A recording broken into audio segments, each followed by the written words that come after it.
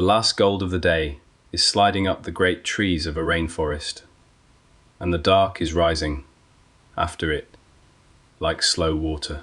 High in the canopy, the leaves still burn with the last light. Down below, among the roots and the ferns, night has already arrived. The air is warm and thick and green. 10,000 small lives are drawing breath in the shadows, waiting for the dark to be complete. And softly, through the warm dusk, the night is coming on. This is where the night will be spent, at the edge of the warm green trees in the last hour before the dark. There is no need to walk deep into the forest or to do a single thing, only to rest here at its border and let the night come down through the leaves and listen. And as the light drains away, the forest will bring out the ones who live there, one at a time, calm and unafraid, moving softly through the green shadows toward you. You do not have to remember any of them, or follow, or hold a single thought. Just let them come and go past you in the green dark, like faces met in a dream, while you sink toward sleep. Nothing waits at the end of this to be finished, and no part of it is worth staying awake for. If sleep should find you here, among the leaves and the small far lights of the forest, that is exactly right. The forest will go on breathing all night without you, turning slowly toward morning while you rest. Let your shoulders come down from where the day has held them. Let your hands fall open. The bed is holding all your weight now, and the night is wide and kind, and asks for nothing. There is nowhere else you have to be. So let the warm green dark draw closer, and let it carry you gently down. Picture it with me now. Picture a quiet clearing at the foot of a great forest. The ground is soft with fallen leaves, warm from the day, cool now as the light fades. There is no one else here, only you and the forest in front of you, rising like a green wall into the last of the sun. The air is warm and damp and heavy with the smell of leaves and earth and growing things. Every breath you take here is thick and green and alive. This is a rainforest, one of the oldest, richest places on the whole earth. More kinds of living things breathe here in a single acre than in whole countries elsewhere. And almost all of them are hidden, tucked into the leaves and the branches and the dark beneath the roots. You cannot see them yet, but they are there, waiting for the light to leave, waiting, quietly, for the night that is coming now. The sun is very low. It slips behind the tallest trees, and long gold beams lean sideways through the branches, full of slow drifting dust and tiny flying things. High above you, unseen, the day creatures are settling, and somewhere in the green, the first cicadas begin to sing, a long, dry, rising hum, swelling out of the trees on every side, rising and holding and slowly falling away. It is the oldest evening sound in the world. You do not need to listen hard, just let it wash over you, that warm ringing hum, filling the whole forest as the light drains out of it. The cicadas have waited years underground for this. Some of them, whole years in the dark, just to climb up into the trees for a few warm evenings and sing. And now they sing the sun down for you, layer over layer of sound, soft and endless, like the forest breathing out. Far up in the canopy, where the last light still burns gold, a family of howler monkeys is calling. It is a deep, rolling roar, strange and huge, rising and falling, like wind in a long tunnel. It sounds fierce, but it is only the sound of home. They are telling the other families where they are, marking the trees where they will sleep, calling the day to a close across miles of forest. It is one of the loudest voices of any animal on land, and yet it carries a kind of calm, a great slow announcement that the day is ending, and all is well, and everyone is where they should be.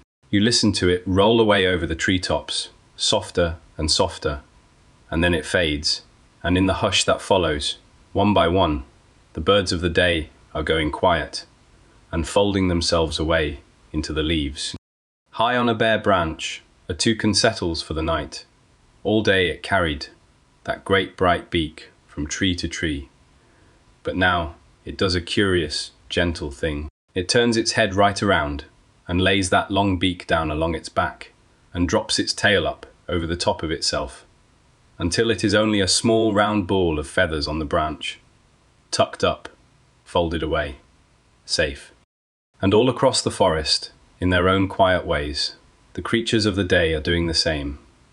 Parrots crowd together on their roosting branches, shoulder to shoulder, going still. Butterflies close their wings and hang beneath the leaves. The bright, busy, sunlit world is putting itself gently to bed, just as you are, right now. Feel how heavy and warm you have become. There is nothing left to do but rest. The last gold light thins to grey. The clearing fills with soft blue shadow, and the great forest in front of you seems to lean a little closer and grow a little deeper as the dark comes flowing in between the trees. You are not afraid of this dark. This dark is only sleep, wearing a green and living name. So take one more slow breath, and let us step in under the trees, softly, together. As the night forest wakes, we move in under the canopy now, and the world changes. The open sky is gone. Above you now, there is only leaf and branch and vine, layer over layer, closing over your head like a great green roof. The light here is dim and soft and underwater green. The air is still and warm and wet. And everywhere around you rise the trunks of the great trees, vast and quiet and old, holding the whole forest up on their shoulders. Rest your hand in your mind against the nearest one. It is enormous, wider than a doorway. Its bark is cool and damp and rough with moss. Look up, and it climbs away from you, straight and grey and huge, for the height of a tall building, before it ever reaches a single branch. This is a kapok tree, a giant. It may have stood here for 200 years, watching the forest live and die and grow again around its feet. Around its base, the roots flare out into great thin walls, taller than you are, curving away into the shadows, like the fins of some enormous rocket. Buttress roots, they are called. They hold the giant steady in the thin forest soil through storm after storm, year after year. You could lean back into the hollow between two of them, as if into a great wooden chair, and the tree would hold you there all night, the way the bed is holding you now. Nearby, another giant has been caught in a slow and silent embrace. A strangler fig. It began its life long ago as a tiny seed, dropped by a bird high in the branches. It sent its roots down the trunk of its host, thin as threads, year after year, reaching for the ground. And now those roots have grown into a great woven cage of living wood, wrapped clean around the older tree. It is not cruel, it is only slow. Everything here is slow.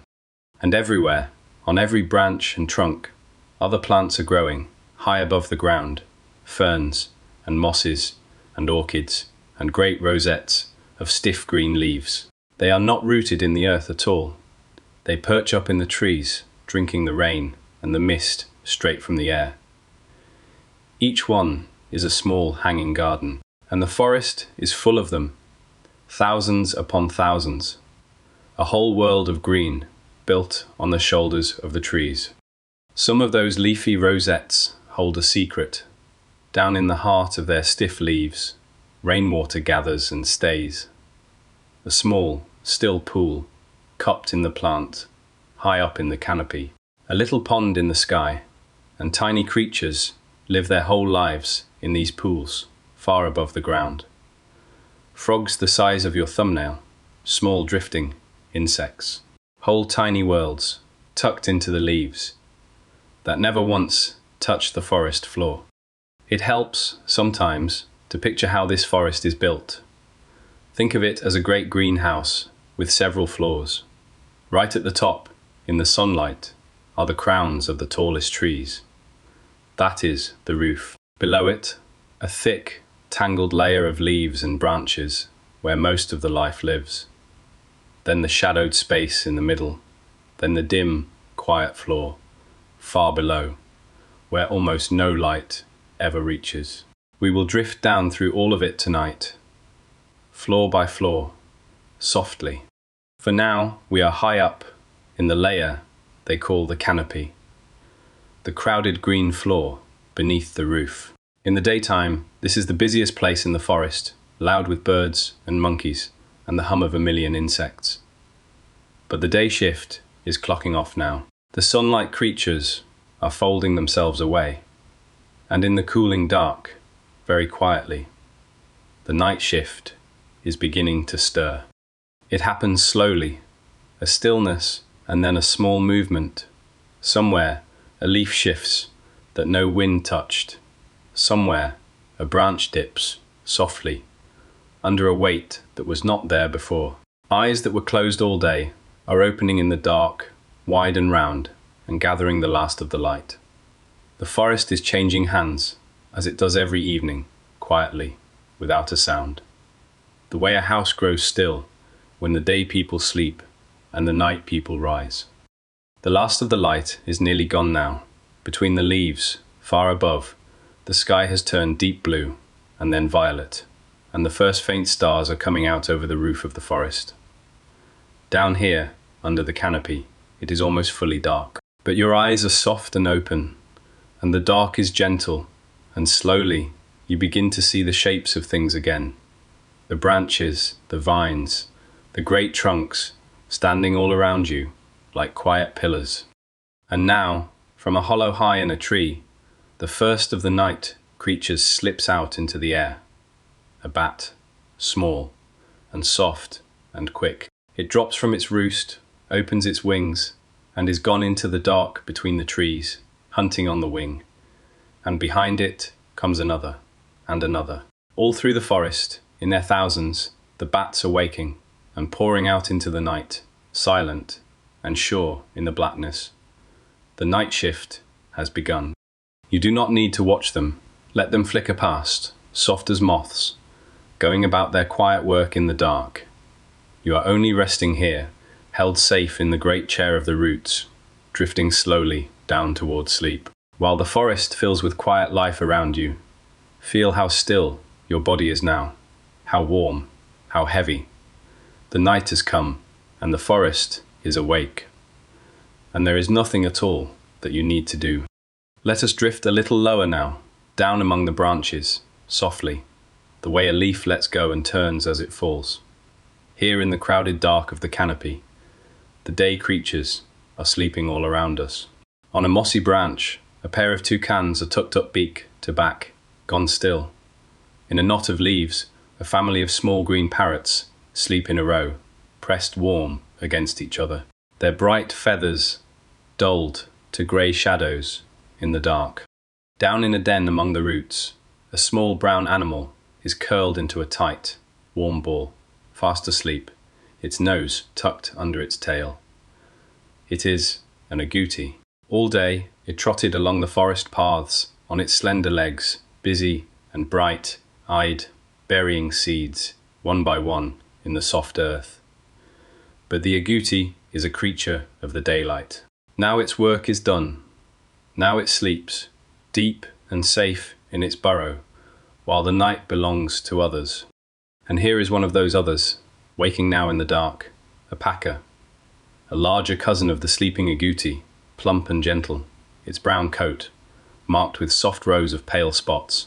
All day it slept, hidden in its burrow by the water, but now, as the dark comes down, it lifts its head and blinks, and comes quietly out into the night to feed, to gather the fallen fruit the day creatures missed, treading the same paths its cousin walked, only now in the dark. This is the way of the forest, the same trees, the same paths, the same fallen fruit, used twice over, once by the creatures of the day, and once, quietly, by the creatures of the night. Nothing is wasted here. Nothing is ever still for long. When one animal lies down to sleep, another wakes and rises and takes up the endless gentle work of the forest. It never stops. It only changes hands softly in the dark.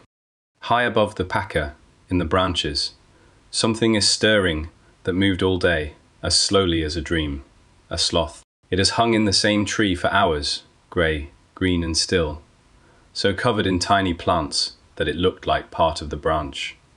But now, in the cool of the night, it begins, very slowly, to move. One long arm reaches out and finds a new branch and takes hold. There is no hurry in it at all. There is no hurry in anything here. It pulls itself along, hand over hand, slow as the hour hand of a clock, drifting through the dark toward a fresh spray of leaves. Everything the sloth does, it does gently. It eats slowly. It moves slowly. It even breathes slowly. It has learned the deepest secret of the forest, that there is enough time, that you do not have to hurry, that you can move through your whole life at the pace of a falling leaf and arrive exactly where you are meant to be. Let your own body borrow a little of that slowness now. Let your breathing grow as slow and easy as the sloth drifting through the leaves. There is nowhere you need to be tonight, nothing you need to reach. You can let go of every hurry you have ever carried and simply drift softly from one slow breath to the next, deeper and deeper into rest. Now, from a hole in a high trunk, a round face appears with two enormous dark eyes. It looks out at the night and blinks, and its huge eyes shine faintly in the dark. This is a kinkajou, a small, soft, golden creature of the treetops with a long curling tail and round teddy, bare ears. It has slept all day in its hollow, and now it wakes hungry for the sweetest things the forest can give. Out it comes, into the branches, quick and sure in the blackness.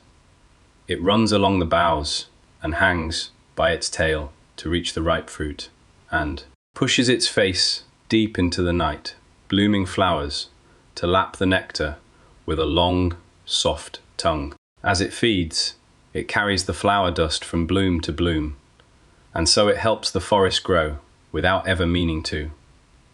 It is simply following the sweetness through the dark.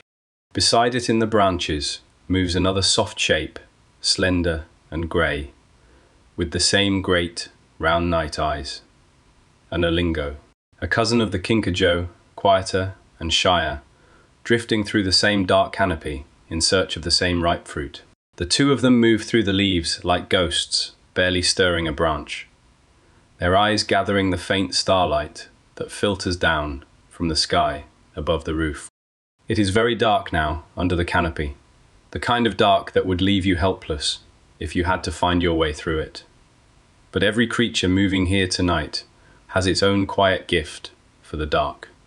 Great wide eyes that drink the faintest light, ears that turn to the smallest sound, noses that read the night air like a page of open print. To them, this blackness is not empty at all.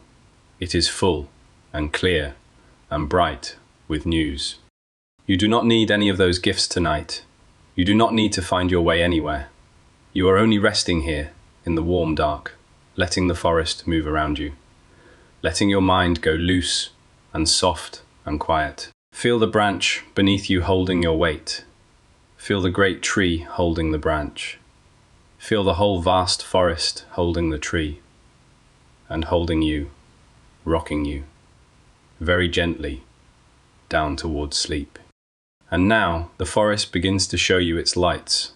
Look, there, in the black air between the trees, a tiny green spark. It kindles, glows, and fades, and there, another, and another. Small cool lights, blinking on and off in the darkness, drifting slowly through the leaves.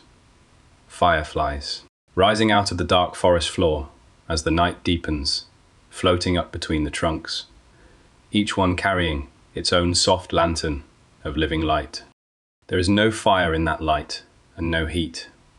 It is a cold, clean glow, made inside the firefly's own body, out of nothing but chemistry and patience. Each little flash is a word in a silent language, a signal sent out into the dark, searching for an answer. All through the warm night air, the lights blink and drift and reply to one another.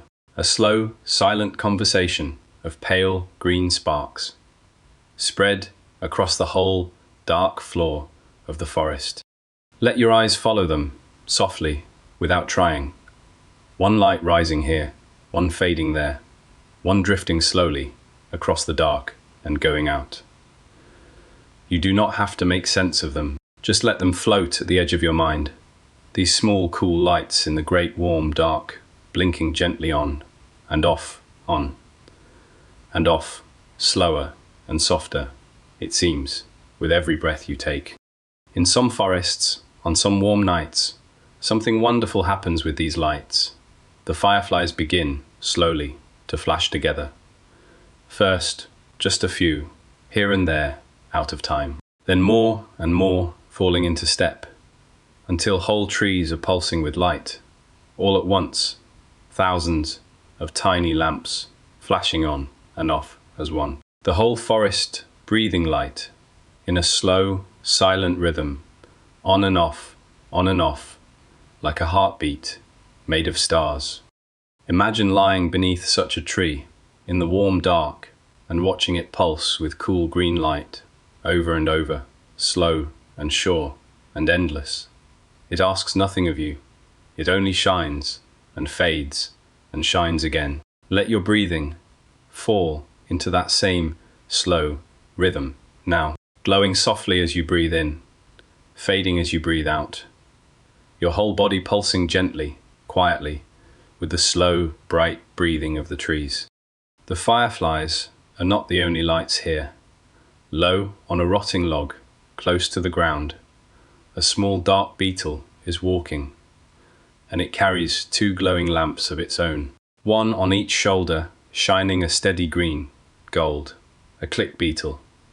In some countries they call it the headlight beetle, or the little fire, and, long ago, people would gather a few of them into a small clear jar, to carry as a soft lantern through the night forest.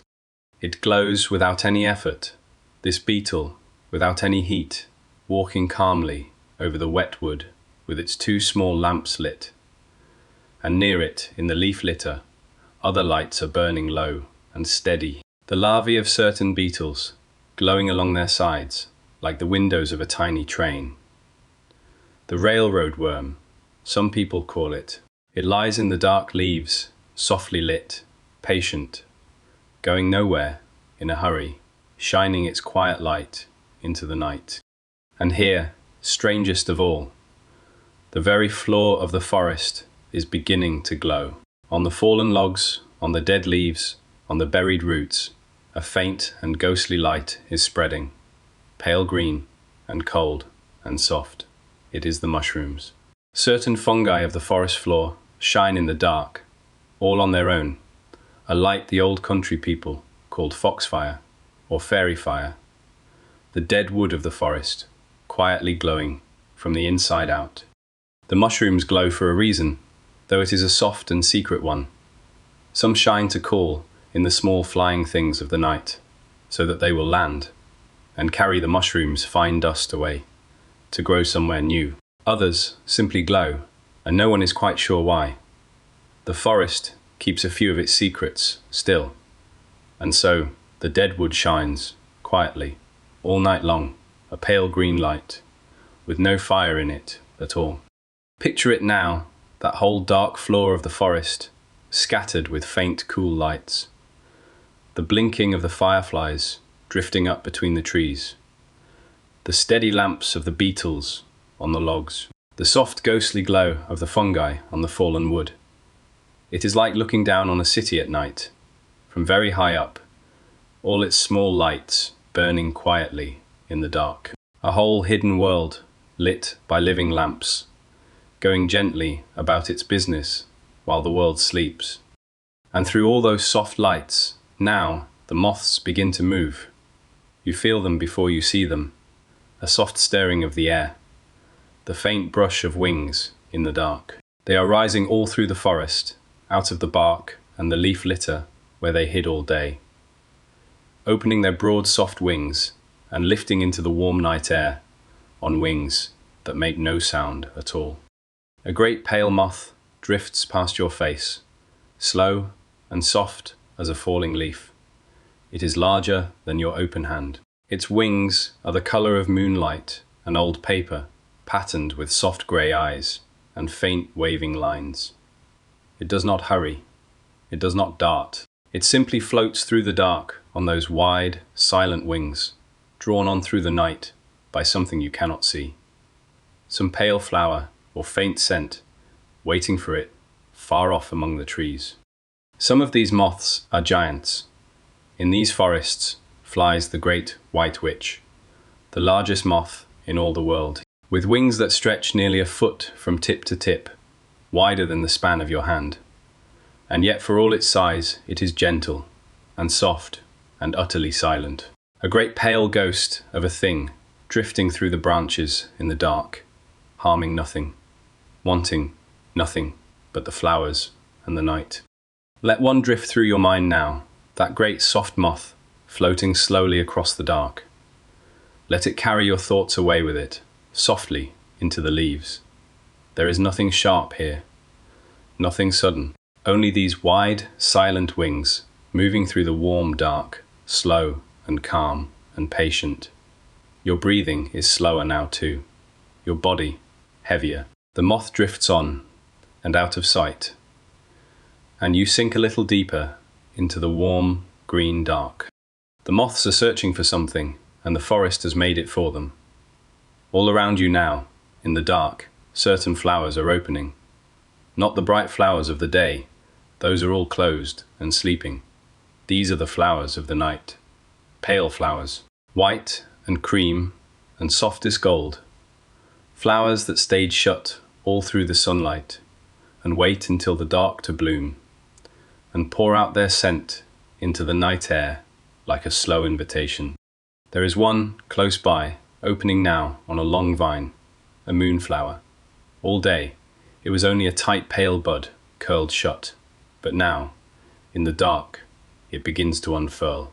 Slowly, slowly, the pale petals loosen and turn back and spread wide open to the night, until the whole flower is a broad white trumpet, glowing faintly in the dark, breathing out a sweet, heavy scent that drifts far through the trees. And to that scent, out of the dark, comes the hawk moth.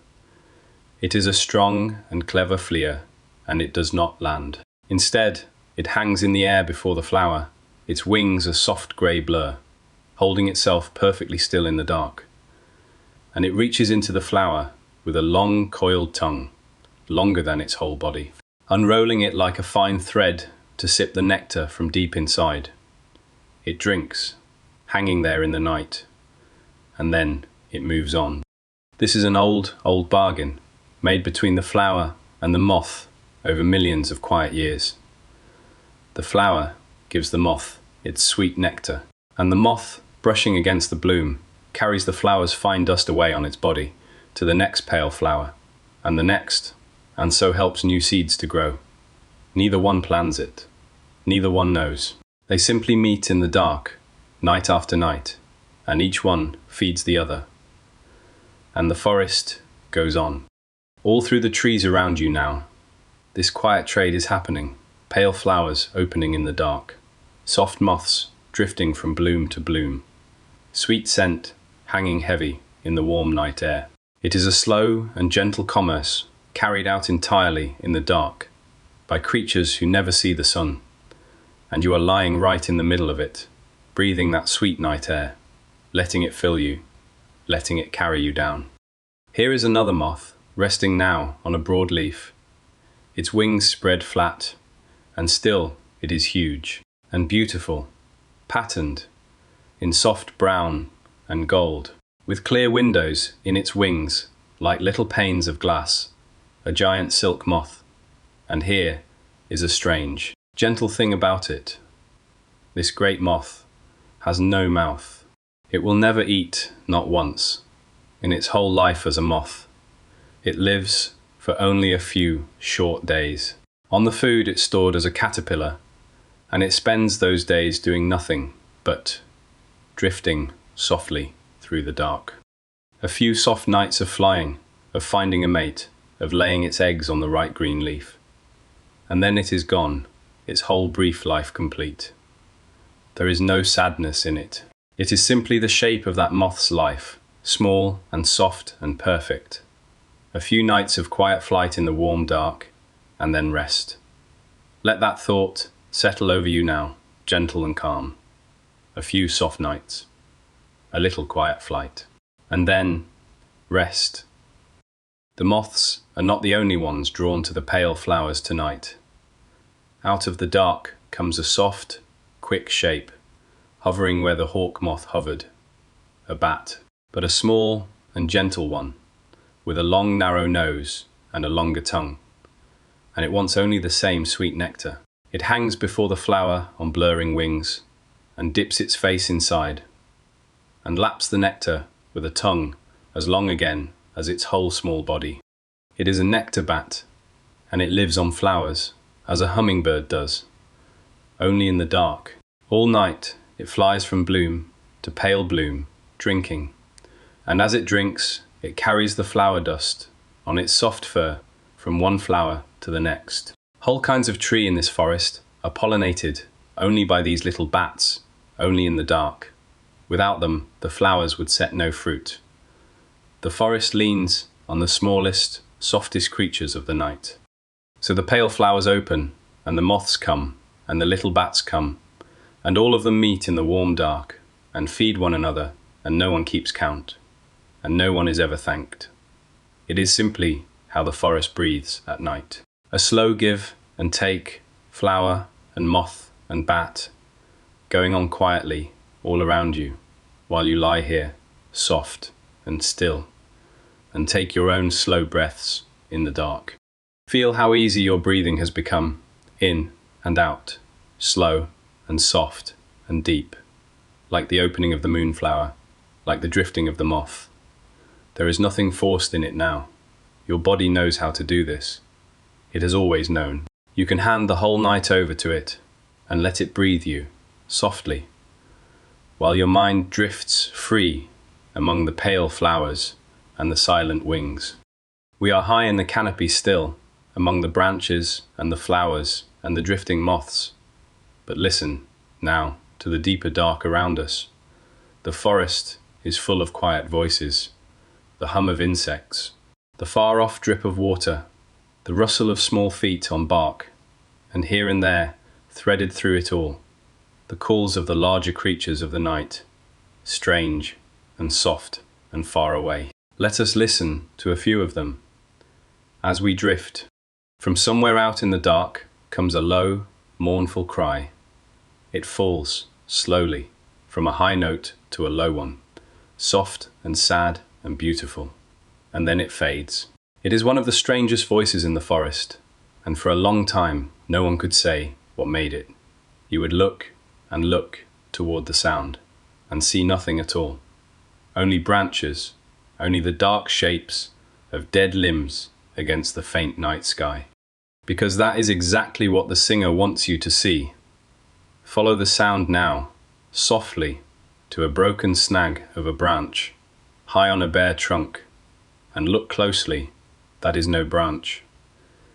It is a bird, sitting bolt upright, perfectly still, its head tipped back, its grey and brown feathers rough and cracked like old wood. All day it sat there, frozen, part of the tree. And now, in the dark, it has opened its eyes and begun to sing. It is a potoo, the ghost bird of the forest. By day it is invisible, a knot of dead wood that no eye can find. But by night it comes alive and lifts its huge dark eyes to the dark and opens an enormous mouth and waits, still as a statue, for a moth to pass. When one does, it darts up and takes it from the air and settles back onto its branch and freezes again, and no one ever sees it move. Its eyes are huge, far too big for its head, made to gather the faintest light. And even when it closes them, it can still see. Along the edge of each eyelid, there are small notches, fine slits, so that the potoo can watch the night through closed eyes and never quite lose sight of the dark around it. It sits there now, singing its slow, sad song to the stars, and you drift beneath it, softly, letting the strange, soft cry carry you down. Now another voice joins the dark, a deep, soft, hollow call, round and low, repeated slowly, over and over. Who cooks for you? Who cooks for you? It is an owl. An owl is hunting tonight, drifting somewhere out there through the black branches, and this is its voice, marking its place in the dark, telling the other owls where it hunts. It is a calm sound, an old sound, and it settles over the forest like a hand laid gently down. Picture the owl now, launching from a branch. It opens its broad round wings and drops into the dark air and flies, and makes no sound at all, not the faintest whisper. The edges of an owl's feathers are soft and frayed, combed into a fine fringe, so that the air slips over them without a sound. It flies through the night, as silent as a shadow, as silent as a thought, hearing everything, heard by nothing, and its hearing is a marvel of the dark. One ear set a little higher than the other, so that a sound reaches each at a slightly different moment. And from that tiny difference, the owl builds a perfect map of the dark. It can find a single small creature moving in the black leaves below, by sound alone, with its eyes closed, and drop upon it soft and sure. It misses nothing, and yet it brings no fear tonight. It is only the forest keeping its slow balance in the dark. Voici que Let the owl's soft call go on somewhere out in the night, that round low who cooks for you, fading and returning, fading and returning. You do not need to follow it. Let it become part of the dark, part of the deep, soft, quiet holding you now. Every sound in this forest is a creature at peace, doing the quiet thing it was made to do. There is nothing here that means you any harm. There is only the night and the calling and rest. High in a fork of a tree, 3 round shapes are pressed close together, watching the night with enormous eyes. A family of night monkeys. They are small and soft and grey, with faces like pale round moons and eyes, so large they seem to hold the whole dark in them. And they are rare and wonderful, for of all the monkeys in the world, hundreds of kinds, spread across the earth, these are the only ones who live by night. Every other monkey sleeps when the sun goes down, but these little ones wake and climb out into the dark canopy and move through the black branches with a soft, sure grace, calling to each other in low hoots and trills. They gather the night fruit and the sleeping insects, and they keep close, always close, the whole family together, warm shape against warm shape, moving through the dark as one careful, gentle band. Their great eyes drink the faint light of the stars and the moon, filtering down through the leaves, and turn the black forest into something they can read. To them, this dark is soft and clear and full of paths. They flow along the branches from tree to tree, sure, footed in the blackness, never hurried, never falling. A small, quiet family going about its night together, high above you in the dark. Rest with them a moment, those small, warm creatures pressed close in the dark. Feel how safe it is to be held close and warm while the night goes on around you. That is where you are now too, held and warm and safe, wrapped in the soft dark of your own bed, while the great forest breathes and stirs and cools all around you, and asks nothing of you at all, but that you rest. Deeper in the forest, in the mouth of a cave, another strange night bird is waking. It clicks softly in the dark, a small dry sound over and over, and listens to the clicks come echoing back. And from those echoes, it reads the shape of the black cave around it. It is an oil bird. It lives in the deep dark of the caves, in great soft colonies, and it finds its way through the blackness by sound, the way a bat does. As full dark comes, the oil birds pour out of their cave, hundreds of them, out into the night forest, clicking and calling. And they go looking, not for prey, but for fruit. They are gentle fruit eaters, these cave birds, and they fly for miles through the dark, sniffing the night air with a keen nose until they find the ripe oil palms and the wild avocados, and pluck the fruit on the wing and carry it home through the black air to the cave. Think of it, a bird that lives in caves in the dark, like a bat, that finds its way by echoes, like a bat, that flies out each night to gather fruit and scatters the seeds across the forest as it goes, planting new trees in the dark. The forest is full of these soft surprises, these creatures who have quietly learned to live in the dark in their own strange and perfect ways. And every one of them is real.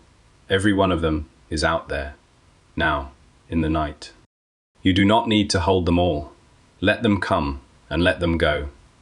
These soft night creatures drifting through your mind the way they drift through the trees.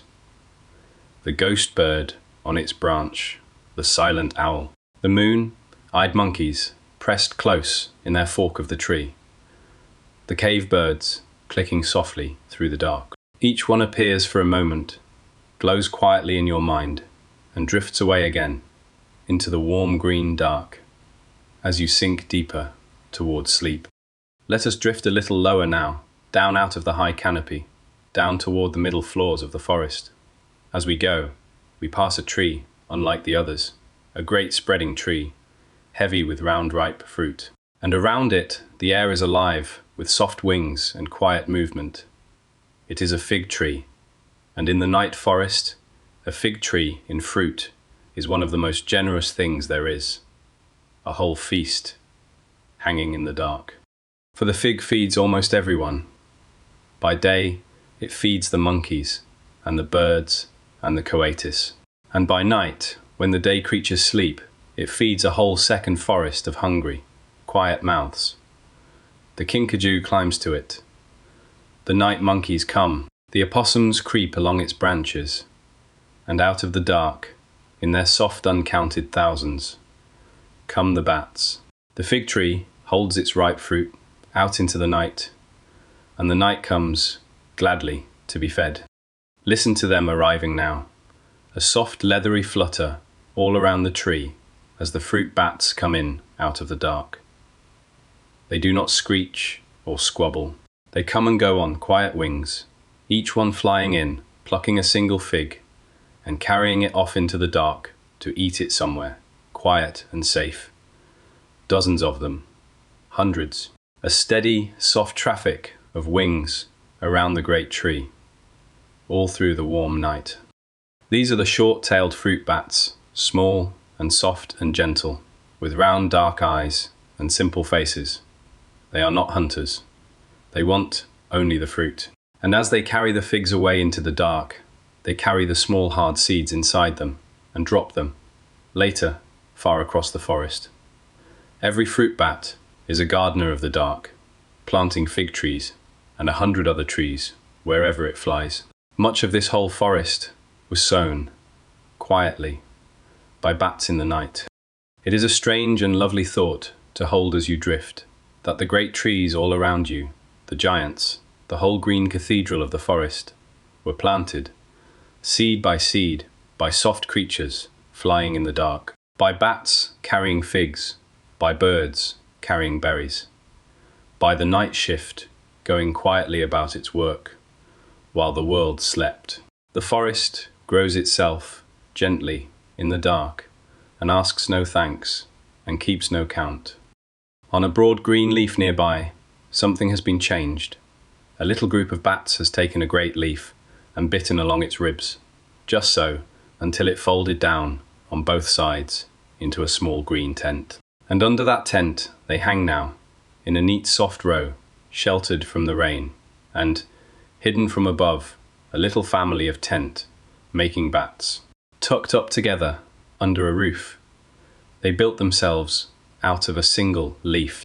They hang there, warm and close, swaying just slightly, as the night breeze moves the leaf, safe under their green roof. It is another of the forest's small perfect answers to the problem of the night. Where to be warm, where to be safe, where to rest. Every creature here has found its own soft answer, its own tent, its own hollow, its own warm fork in the branches. And you have found yours too, your own warm bed holding you now in the dark. The fig tree has an even smaller secret, and it is one of the oldest partnerships in the world.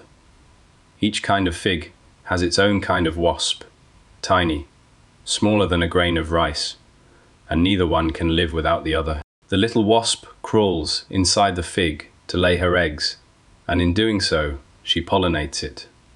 And so the fig can make its seed, and so the wasp can raise her young. Fig and wasp, wasp and fig, bound together for millions of years. Neither one chose it.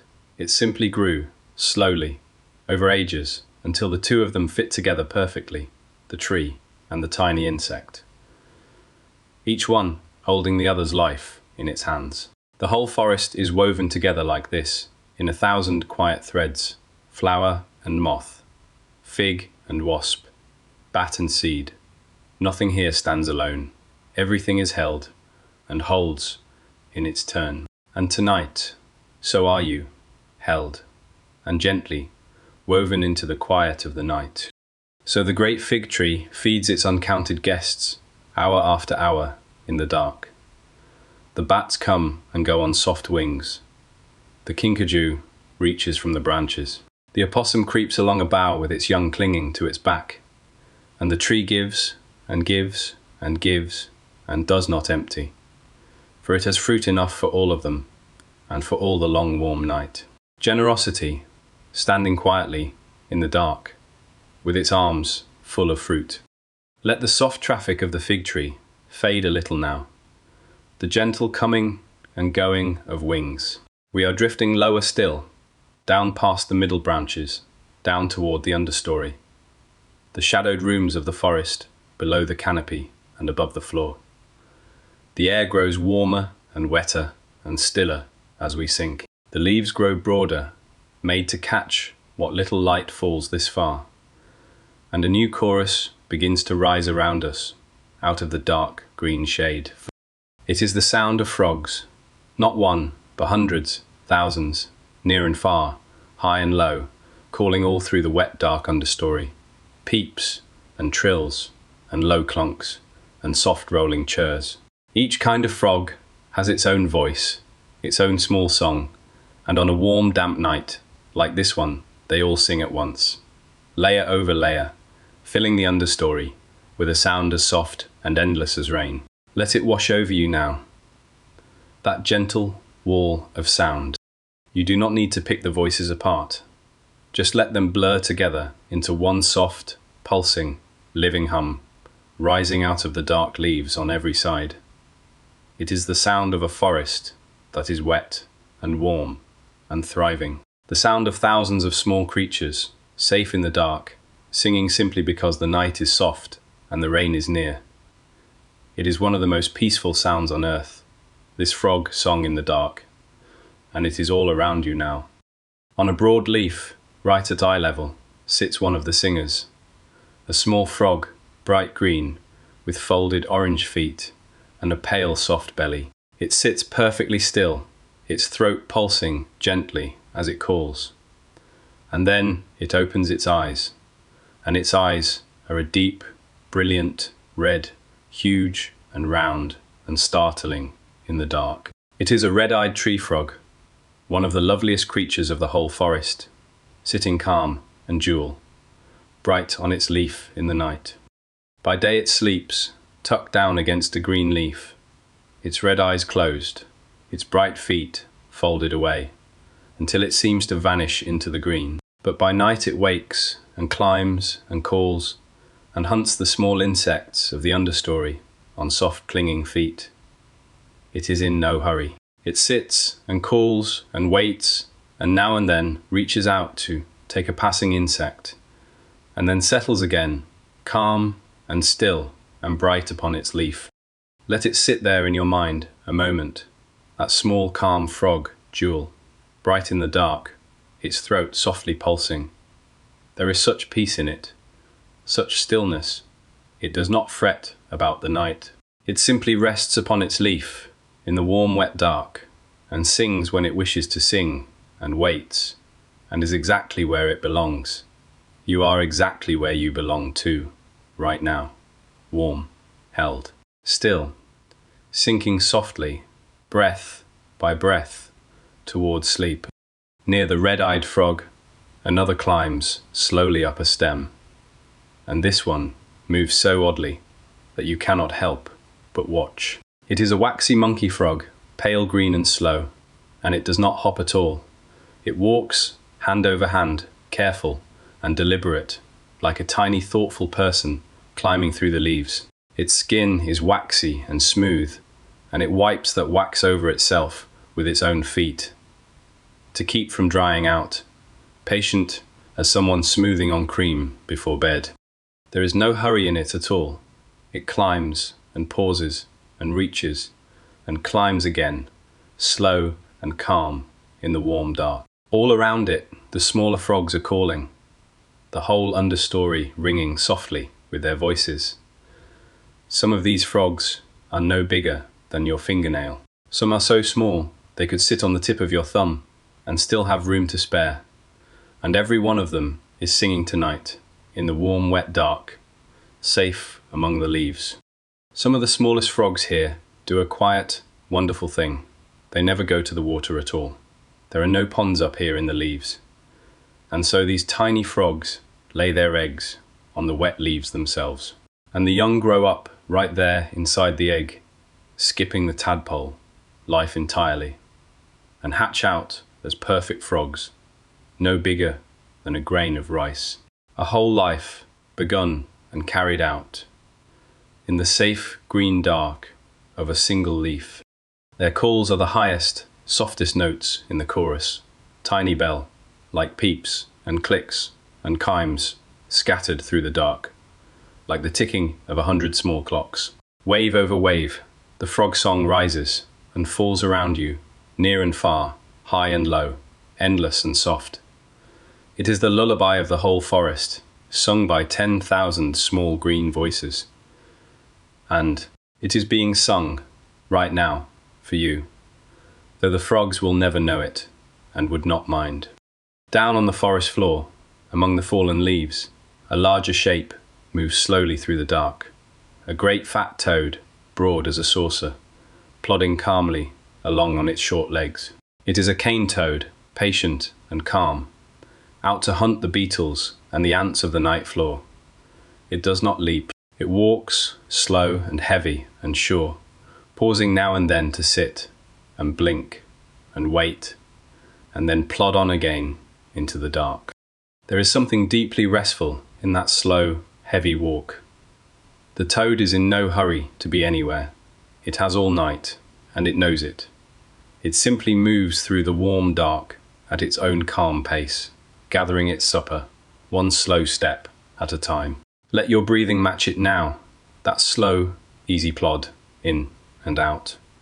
One easy breath, and then, in a while, and only when you are ready, the next. There is all the time in the world. The frogs sing on around you, wave over soft wave. But listen underneath them now to a finer, higher sound, a shimmering, ringing, endless sound that runs beneath the frog song like a silver thread. It is the insects, the great night orchestra of the forest, tuning up in the dark. As the frogs call from the leaves, the insects begin to sing from every branch, and blade and stem, and the whole understory fills with a sound like a vast, soft, ringing machine. The loudest of the singers is the katydid. All through the dark leaves around you, thousands of them are calling, rubbing one wing against the other to make their song a dry, pulsing, rhythmic chirp. Over and over, from every side, each kind of katydid sings its own pattern, its own beat, and they layer over one another until the night rings with it. A great pulsing weave of sound, filling every space between the trees. And yet, if you search for a katydid by daylight, you would almost never find one, for they are the great pretenders of the forest. Look at one, resting now, on a stem, and you would swear it was a leaf. Its whole body is shaped and coloured like a leaf, green and veined, and even edged with little brown spots like the marks of decay. Some fold themselves to look like curled dead leaves, some like leaves half eaten away. They hide in plain sight all day as leaves. Only at night do they become themselves again and sing. And what a sound they make for such small creatures.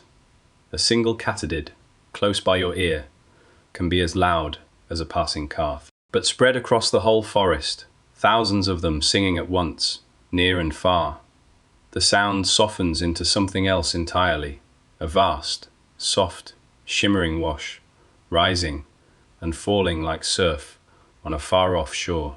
Loud, and yet somehow deeply calming. This endless ringing of the dark. Beneath the katydids run the crickets, with a rounder, softer, more musical note. A gentle chirping pulse, threaded all through the dark. And beneath them, deeper still, the low chirr of other hidden insects, and the far dry buzz of a night cicada, and 100 sounds too soft to name. Layer on layer on layer, the forest sings, from the treetops to the floor, one enormous, seamless, living hum. And you lie right in the heart of it, wrapped in sound, held in sound, safe. You do not need to listen to any single voice. Let them all blur together now into one soft ringing tide, rising and falling, all around you in the dark. It asks nothing of you. It has been singing like this in these forests for millions of years, long before there was anyone to hear it. And it will sing long after this night is over. For now, though, it sings for you, and only asks that you let go, and rest, and drift. On a twig nearby, something that looked exactly like part of the twig begins, very slowly, to move. A stick insect, long and thin and brown, with legs like slivers of bark. It steps forward, one careful leg at a time, swaying slightly as it goes, the way a real twig sways in a breath of wind. It is one of the finest disguises in all the forest, a living branch, walking softly through the dark, hidden even as it moves. It wants nothing but the leaves it eats, and the safety of not being seen. So it has become a twig over long ages, more and more perfectly, until even its eggs look like tiny seeds. It sways along the stem in the dark, gentle and slow and utterly harmless, asking only to be left alone to feed among the leaves. Let it sway there at the edge of your mind, that patient walking twig, rocking softly, back and forth, in the warm night air. And here, held still as death on a leaf, waits another master of stillness, a praying mantis. Its long front legs are folded up before it, as if in patience or in prayer, and it does not move at all. It is waiting. A mantis can hold itself perfectly still for hours, swaying only slightly, like a leaf, until some small insect wanders close, and then, faster than your eye can follow, it strikes and folds its catch away, and returns to its long green stillness. There is no cruelty in it, and no anger. The mantis simply waits, and takes what the night brings it, and waits again. Its whole life is patience. Some mantises are shaped like leaves, and some like flowers, pink and white, so that the insects come to them as if to a bloom. All of them wait, all of them are still. And there is a strange, deep calm in that stillness, in a creature so perfectly content to wait, in the dark, for as long as it takes. Let a little of that stillness settle into you now. You do not have to reach for anything tonight, or chase anything, or hurry toward anything at all. Like the mantis on its leaf, you can simply be still, and let the night come to you and take the rest it brings, softly, without effort. Your body is already still. Your breathing is already slow. There is nothing left to do but sink, gently, a little deeper into the quiet. We are near the forest floor now, in the deepest, oldest dark of all. Here, almost no light ever falls, not sun by day, not moon by night. The great trunks rise away into the blackness overhead. The air is warm and thick and still and heavy with the rich brown smell of the earth and of fallen leaves and of 1,000 years of the forest quietly returning to the ground. It is the smell of rest itself, deep and dark and old. The floor beneath us is soft, a deep bed of fallen leaves, layer over layer, some fresh and whole, some crumbling back into dark soil. This is where the forest recycles itself, endlessly, in the dark. Every leaf that falls, every fruit, every fallen branch and creature is taken back down here and broken down and folded back into the earth to feed the great trees and rise again as new green leaves. Nothing is lost. Everything returns and is used again. And doing that quiet work all through the dark floor are the small recyclers of the night, beetles and worms and millipedes, and countless soft unseen things, moving through the leaf litter, breaking it down, giving it back. Here comes a millipede now, long and dark and gleaming, flowing over the leaves on 100 tiny legs, gentle and slow and harmless, grazing on the fallen leaves, turning death quietly back into life. It is the patient work of the dark, and it never stops. You do not need to watch the small workers of the floor. Just know that they are there, in their millions, doing the quiet, endless work that keeps the whole forest alive, breaking down, building up, returning. There is a deep peace in it, in that great slow turning of things, leaf to soil, to tree to leaf again, round and round, forever. You are part of that turning too. Tonight you rest, and your body quietly repairs itself, and returns you, in the morning, made new. Now, out of the dark between the trunks, a large shape comes softly toward us. The biggest land creature in the whole forest, and yet it moves almost without a sound. It is a tapir, round and dark and gentle, the size of a small pony, with a heavy body and short, strong legs, and a curious, wonderful nose, a short, soft trunk that reaches and curls and feels its way through the dark, plucking leaves and fruit as it comes. The tapir is a shy and peaceful creature, and it moves through the night forest slowly, calmly, feeding as it goes. It reaches up with that soft nose to pull down a leaf. It lips a fallen fruit from the forest floor. It wanders the old tapir paths, worn smooth by its own kind over long years. The same trails walked night after night, generation after generation, winding gently through the dark. It is in no hurry. The night is long, and the forest is full. And as it feeds, the tapir plants the forest, just as the bats do, just as the birds do. It eats the fruit and carries the seeds far away inside it, and leaves them, later, in the dark, ready to grow. Great trees rise, wherever the tapir has wandered. It is an old and gentle gardener, this shy round creature of the night, sowing tomorrow's forest with every quiet step, and never knowing it, and asking nothing in return.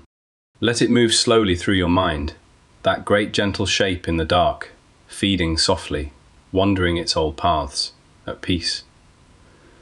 There is nothing fearful in the forest tonight. Even its largest creature is a shy and gentle gardener, drifting through the dark on soft round feet, wanting only the leaves and the fruit and the quiet. You are as safe here as the tapir is, safe and warm and held in the deep, soft dark, with nothing at all to fear. Nearby, the plump shape of the paca is feeding too, the same paca we met waking hours ago, up from its burrow by the water, gathering the fallen fruit in the dark. And there, snuffling along through the leaf litter, comes a stranger shape still, low and round, and covered in pale armor, its long nose down among the leaves. An armadillo. It shuffles through the dark, half blind, reading the night entirely by smell, digging for the insects and the roots beneath the leaves. It is a curious, ancient little creature, wrapped in its bands of bony armor, plated like a small knight, and it goes about its digging with a single-minded, snuffling calm. Its eyes are weak, and it hardly cares. Its nose tells it everything. It roots and digs and snuffles and trundles on, gathering its supper from the dark soil, wrapped safe in its armor, at home in the deep night of the floor. Another quiet worker, another gentle life, going on in the dark. Overhead, along a low branch, a soft grey shape is picking its careful way, and on its back rides a small crowd of tiny clinging young. An opossum, out foraging in the dark, carrying her whole family with her as she goes. She tests each branch with a delicate hand, like foot, and wraps her long tail around the wood for safety, and moves through the night slow and sure, her babies riding warm and close against her, going wherever she goes. She will eat almost anything the night offers, a fallen fruit, a beetle, a snail. She is one of the great survivors of the forest, patient and mild and endlessly adaptable, carrying her young through the dark on her back until they are grown enough to let go.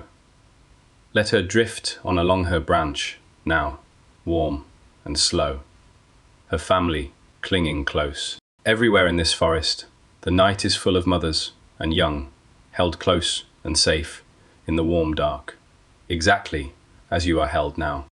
And moving through all of them, soft as smoke, comes one of the quiet hunters of the floor.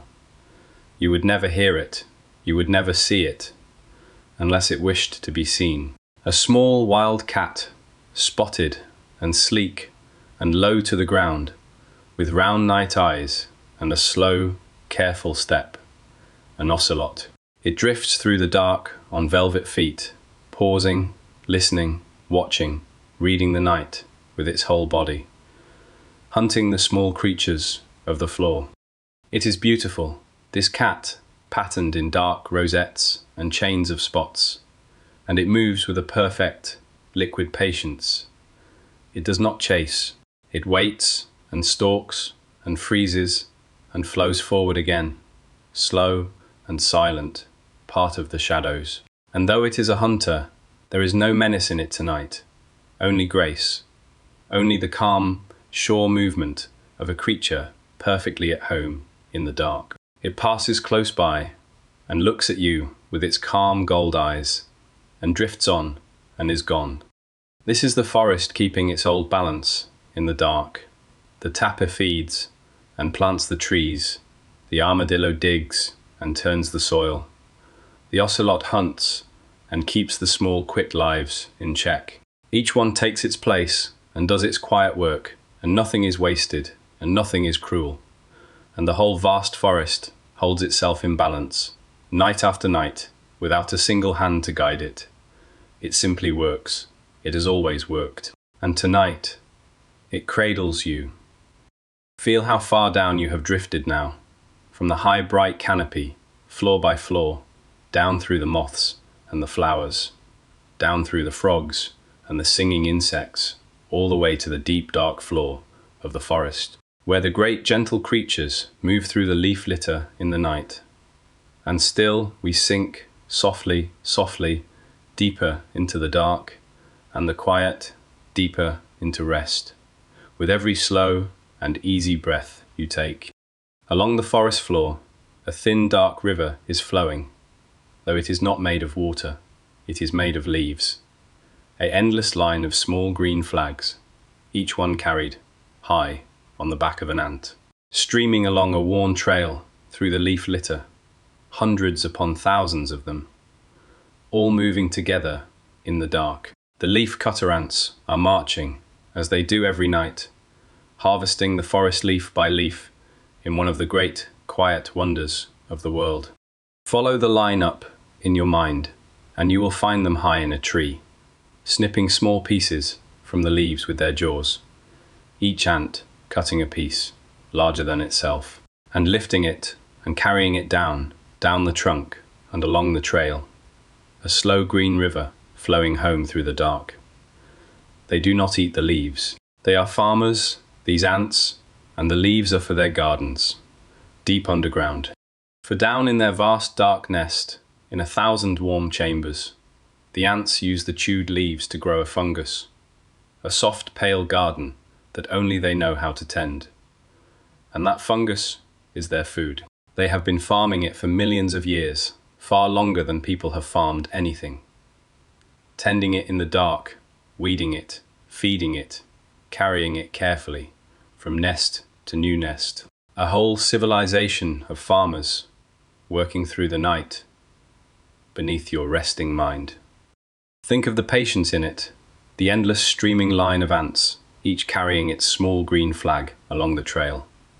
Back to the nest, all night, every night, so that the gardens deep below can grow. No single ant knows the whole plan. No single ant needs to. Each one simply carries its leaf and follows the trail, and together, without a leader, they raise a city. Let the long green river of them flow softly through your mind, patient, endless, calm. The forest floor is thick with such quiet workers tonight. The ants, streaming along their trails, the beetles, burrowing in the wood, the termites, in their great earthen towers, tending their own dark gardens, the worms and the millipedes and the soft pale things that break the leaves back down to soil, all of them working, gently, endlessly, in the dark, keeping the great forest turning, and none of them hurried, and none of them afraid, only the calm, sure work of the night, going on and on.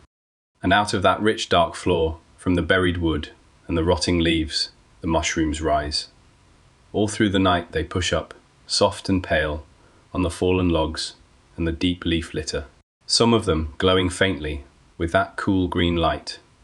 The foxfire, the fairy fire, they are the fruit of the great hidden web that threads the whole forest, soil, the quiet network that binds root to root, tree to tree, and carries food and word between them in the dark.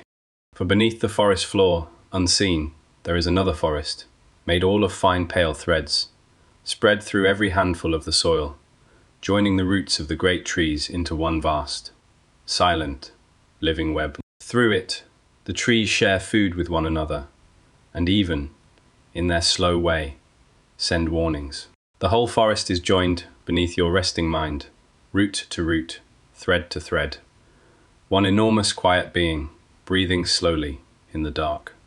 And tonight, you are joined to it too. Let that thought hold you now, soft and vast and calm. You are not resting apart from the forest. You are resting within it, held in it, joined to it. One more quiet living thing in the great warm dark. The trees breathe slowly around you. The web breathes slowly beneath you. The whole night breathes, in and out, in one enormous, gentle rhythm.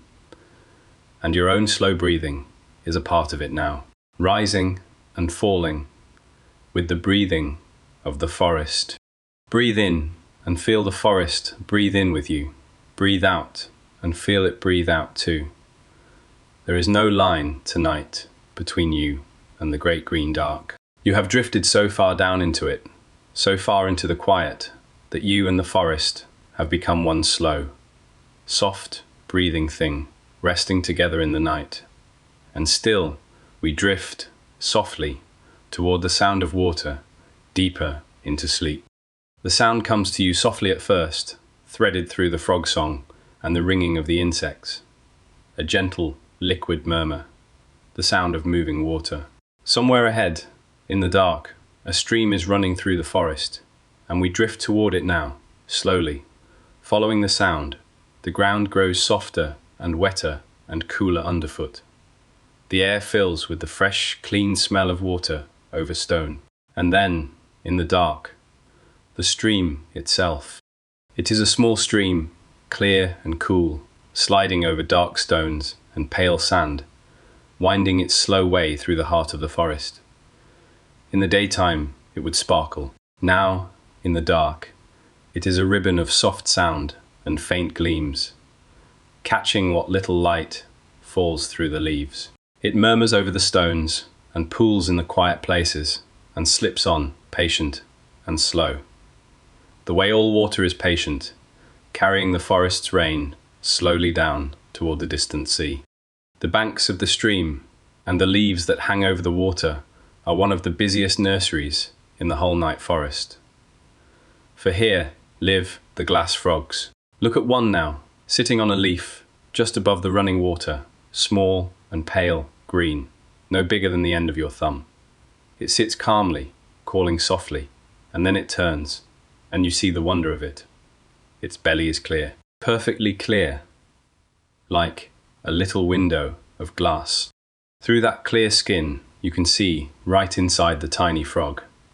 You can see its heart beating softly, and the pale coils of its insides, and the fine red thread of its blood. It hides nothing, this frog, because its clearness is its hiding. Seen from below, against the pale glow of the leaf, it seems to vanish, its outline dissolved into light. It is a living pane of glass, sitting calm above the stream, its small heart beating quietly in the dark. And this small frog is a most devoted parent. The eggs are laid on the underside of a leaf, right over the running water, and the father frog stays with them, night after night, guarding them faithfully. He sits over his eggs in the dark, keeping them moist, keeping them safe, chasing off the tiny wasps that would harm them. And when at last the young hatch, they simply drop, one by one, from the leaf down into the stream below, and are carried away into their new lives on the water. Picture that small faithful father sitting all night over his eggs above the quiet water, patient and calm and sure. There is such tenderness in it, such quiet care going on unseen in the dark of the forest. All through this night, in 1,000 hidden places, creatures are watching over their young, keeping them warm, keeping them safe. The whole forest is full of that quiet care tonight, and you are held in it too, watched over, safe, as you drift down towards sleep.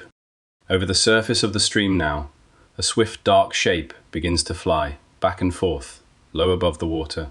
A bat, but a large one, with long legs and great feet, skimming the surface in the dark. It is a fishing bat, and it is doing something almost unbelievable. It is catching fish, in the dark, on the wing, guided by nothing but sound. It flies out over the black water, sending down its silent calls, and listening for the answer. For when a small fish rises near the surface, it leaves the faintest ripple on the water, a set of tiny rings spreading out in the dark. The bat cannot see them, but it can hear them. Its calls strike those tiny ripples and come echoing back. And from that faint echo, the bat reads the water like a page and knows exactly where the fish is.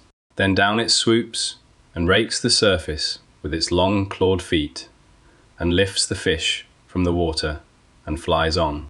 Think of the wonder of that, to fly in full darkness over black water and to find and catch a fish you cannot see by the sound of a ripple alone. The forest is full of these quiet impossibilities, these creatures who have learned over long ages to do the things that cannot be done. And they do them softly every night without a sound, while the world sleeps and never knows. Let the fishing bat skim on through your mind, low over the dark water and away.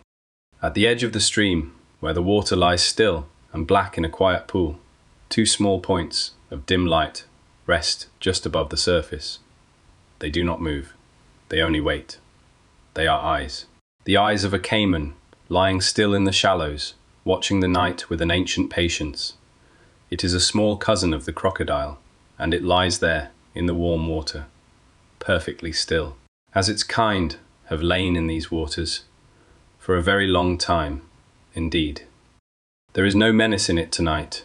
It only rests, half in the water and half in the warm air, waiting for the night to bring it what it will.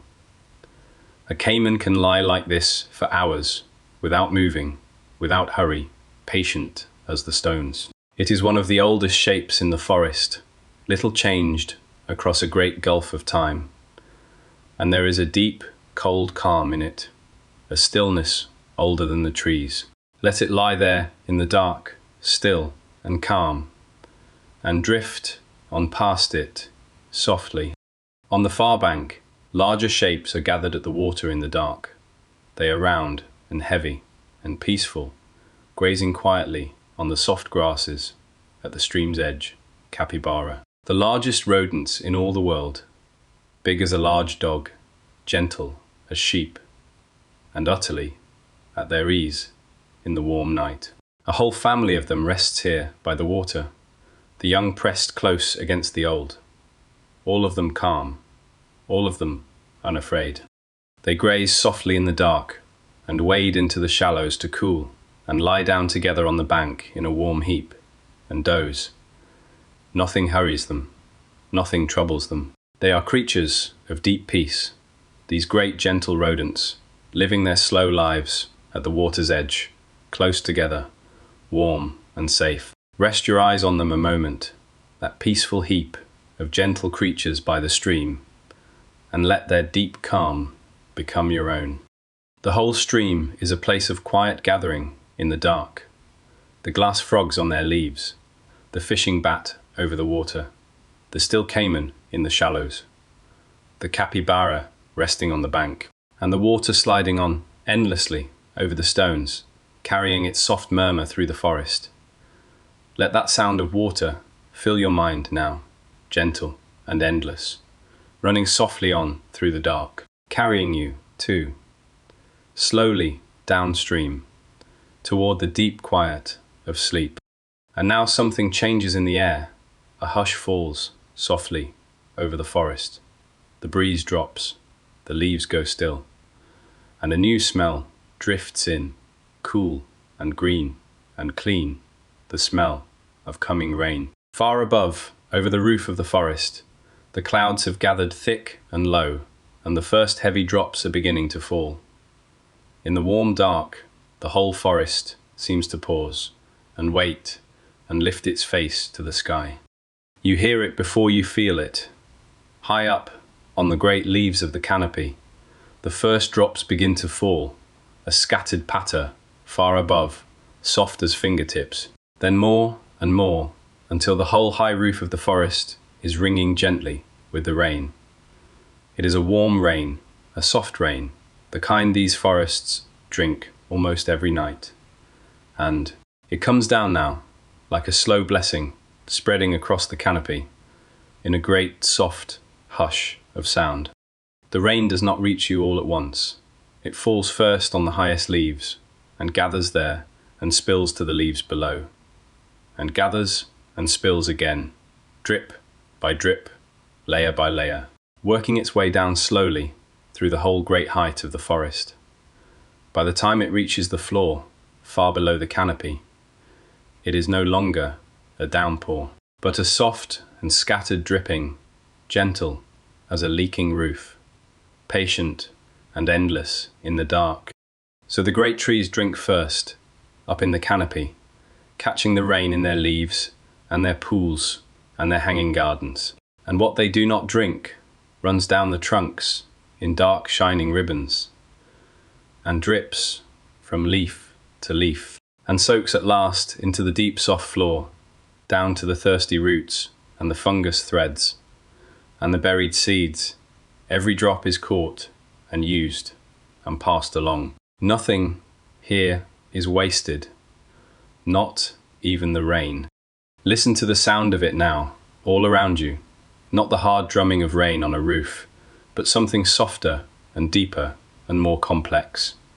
The patter high above, the trickle down the trunks, the slow drip, drip, drip from a million leaves, the gurgle of the stream, swelling now, running fuller in the dark, layer over layer of water, sound, soft and endless, filling the whole forest. There are few sounds on earth as restful as warm rain in a forest at night.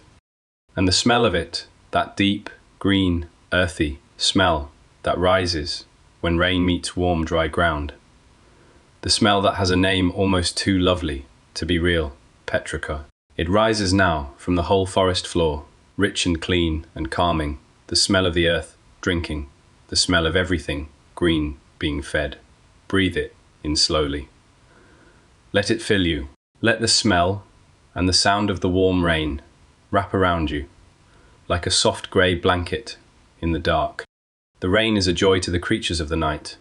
The frogs love it best of all, and they sing louder now, their whole chorus swelling with delight. Thousands of small voices rising through the falling water. For the rain means new pools for their eggs, and soft wet leaves to climb, and insects wash down from above. All through the dark, the frog song lifts and rings, glad and full, a great wet chorus of contentment, singing up into the falling rain. High in the canopy, the little cupped pools in the leafy plants are filling, drop by drop, brimming with fresh rain. The tiny frogs that live in them, and the small drifting insects, and all the little hidden lives of the treetop pools, feel the fresh water rising around them, cool and clean, and are glad. The whole forest is drinking tonight, from the highest leaf to the deepest root. A great slow patient drink in the warm dark, and everything in it is fed. There is nothing to fear in this rain. It is warm and soft and kind. It does not chill you. It does not soak you. You are dry and warm and safe in your bed, only listening, only breathing in the green wet smell of it, only letting the endless gentle sound of it wash through you. Rain on a million leaves, water running softly through the dark, the whole forest drinking and singing and at peace, and you, drifting deeper, held in the sound. Let the rain breathe for you now. Let each soft wave of it, sweeping through the canopy, be a slow breath in, and each gentle fading, as it passes, be a slow breath out. In, with the swelling of the rain, out, with its softening in and out. There is nothing to do but listen and breathe and sink, while the warm rain falls through the great dark forest, and washes the last of the day away, and leaves everything clean and quiet and new. Slowly, softly, the rain begins to ease. The heavy fall thins to a scatter. The drumming on the high leaves fades to a patter, and then to a whisper, and then, gently, it stops. But the forest goes on dripping in the dark, long after, as all the caught water finds its slow way down, drip by drip, leaf by leaf, and soft irregular music that will go on for hours yet, gentle and random and endlessly calming in the quiet. The air now is washed and cool and impossibly clean. The whole forest steams softly in the warm dark, a faint mist rising from the wet leaves and the drinking earth. Every leaf is heavy with bright drops. Every surface gleams faintly in the dark, and the smell, oh, the smell of it, green and rich and new, fills every breath you take. The forest has been washed and fed and made new, and now it settles back, slowly, into the deep quiet of the night. This is the deepest part of the night now, the hour when the forest is most fully itself, wrapped in warm wet dark, dripping softly, humming with frogs and insects, breathing slow. The rush of the early night is over. The feeding, the flying, the gathering, all of it has settled now into a long, low, steady murmur, the sound of a forest simply being in the dark, at peace. And into that deep, steady murmur you sink now, deeper than you have gone all night. Let everything grow soft and far away. The creatures we have met drift on quietly in the dark, going about their long, slow night without you now. You do not need to follow them any further. You've come so far down, floor by floor, into the warm heart of the forest, and now you can simply rest here in the deepest dark and let it hold you. There is nothing more to do. There is nowhere more to go. There is only rest, now, and the soft breathing dark. And yet, even in the deepest night, the forest never quite sleeps.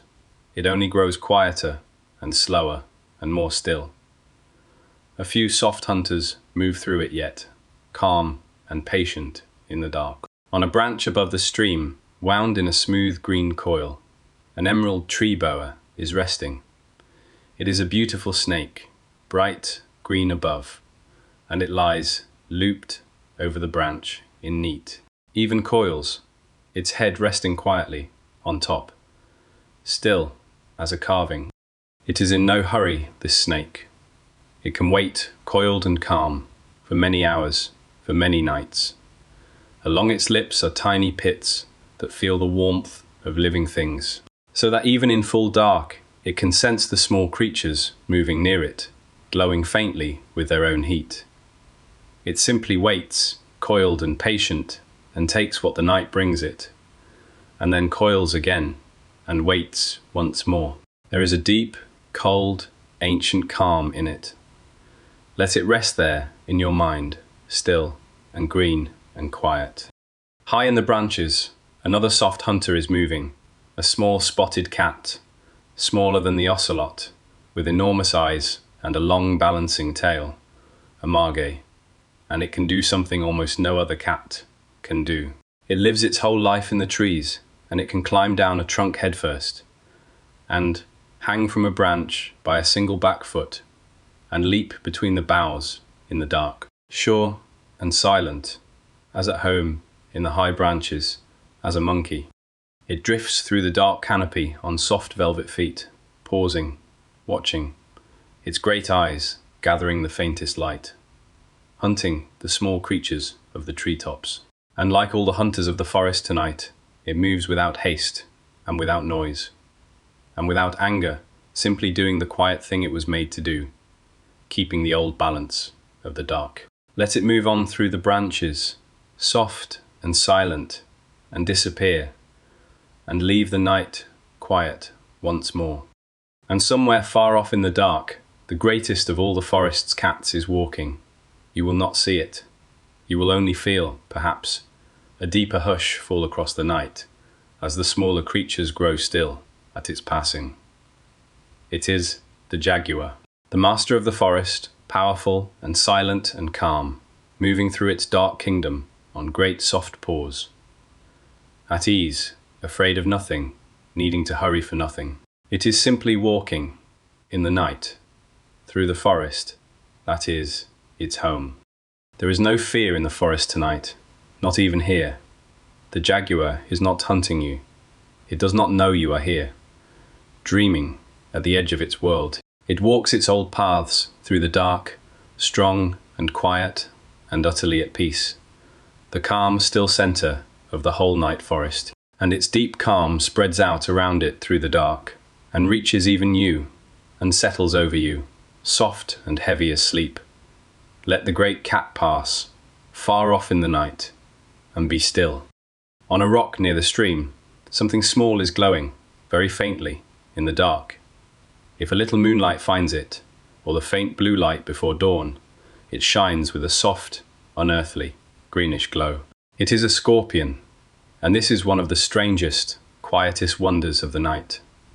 For a scorpion's hard shell glows, all on its own, under the faint blue light, shining softly in the dark, where nothing else does. No one is quite sure why. It sits there on its rock, small and still and softly glowing, harming nothing, wanting nothing. An ancient little creature, little changed, in 400 million years. It was here long before the forest, long before the trees, long before almost anything alive today.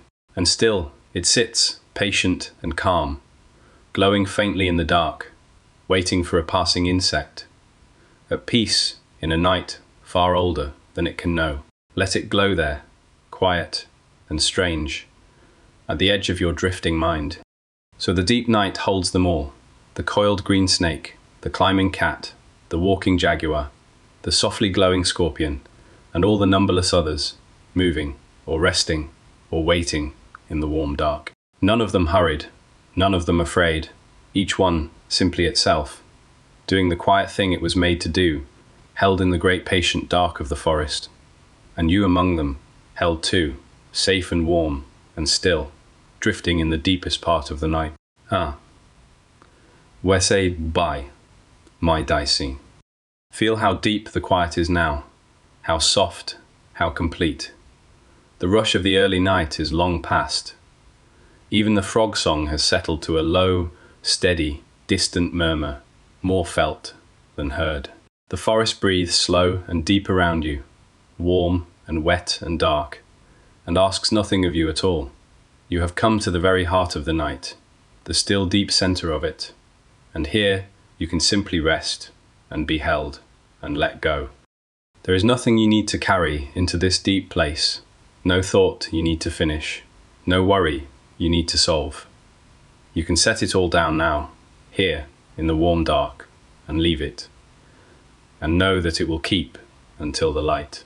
The forest has taken you all the way down, floor by floor, into its deepest quiet.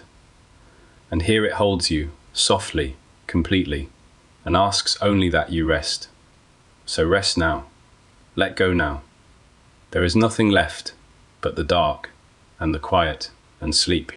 Breathe in, slow and soft and deep, and breathe out, longer, softer still, letting go of everything. The whole great forest breathes with you, in the dark, in and out, in and out. Slower and softer and deeper with every breath, you are held, you are safe, you are exactly where you belong, in the warm heart of the night. And there is nothing more to do now, nothing at all, but drift and breathe and sleep. This is the deepest trough of the night, the still low point of it, the hour when even the forest rests as much as it ever will. The air is warm and wet and heavy. The dark is soft and complete. The frog song has sunk to a low, distant, endless murmur, more like breathing than like song. And over it all hangs a great, gentle, patient quiet. The quiet of a whole living world, gathered in the dark and at peace. Far above the canopy, unseen from down here, the moon has crossed the sky and begun its slow way down toward the trees. The faint light that filtered through the leaves grows fainter.